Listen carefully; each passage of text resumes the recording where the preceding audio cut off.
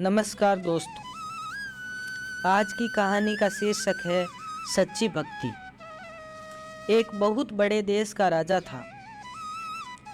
उसके देश में एक गरीब सा आदमी रहता था। वह राजा को जब भी किसी बड़े आदमी से हाथ मिलाते देखता तो मन में यह विचार लाता कि काश मैं भी राजा से हाथ मिला सकता। धीरे धीरे उसकी ये तमन्ना बढ़ती गई। फिर एक दिन उसने ठान लिया कि चाहे कुछ हो जाए मैं राजा से हाथ मिला कर रहूँगा। एक दिन वह आदमी किसी संत के पास गया और अपनी इच्छा बताई। तब संत ने कहा कि इसके लिए तुझे सब्र और मेहनत करनी पड़ेगी, क्रोध लालच का त्याग करना पड़ेगा, समय भी लगेगा। उसने कहा मैं इसके लिए तैयार हूँ।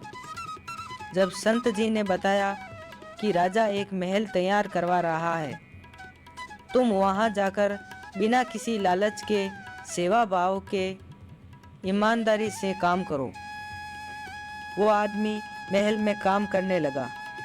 जब भी शाम को राजा का मंत्री मजदूरी देता तो वो ये कह देता कि अपना ही काम है, अपने काम की मजदूरी कैसी।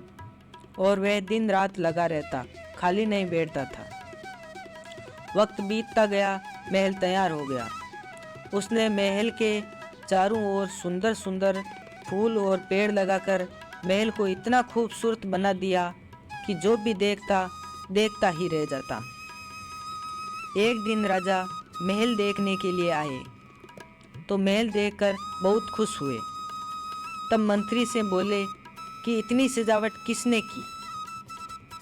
तब मंत्री बोला, जी हुजूर, ये कोई आपका रिश्तेदार है। राजा हैरानी से बोला, हमारा रिश्तेदार? मंत्री, जी हुजूर, आपका ही रिश्तेदार है। उसने ना तो 12 साल से मजदूरी ली है और दूसरे मजदूरों से अधिक काम किया है, दिन रात लगा रहता है। जब भी मजदूरी देने की बात होती है तब यही कहता है कि अपना ही काम है, अपने काम की मजदूरी कैसी। राजा सोच में पड़ गया कि ऐसा कौन सा रिश्तेदार है। फिर राजा ने कहा, उसे बुलाओ। उसे बुलाया गया। तब राजा ने उसका खड़े होकर स्वागत किया और हाथ मिलाया। फिर राजा ने उसका परिचय लिया। परिचय के बाद राजा को हैरानी हुई कि ये रिश्तेदार भी नहीं है और मजदूरी भी नहीं ली और सेवा भाव से काम भी किया।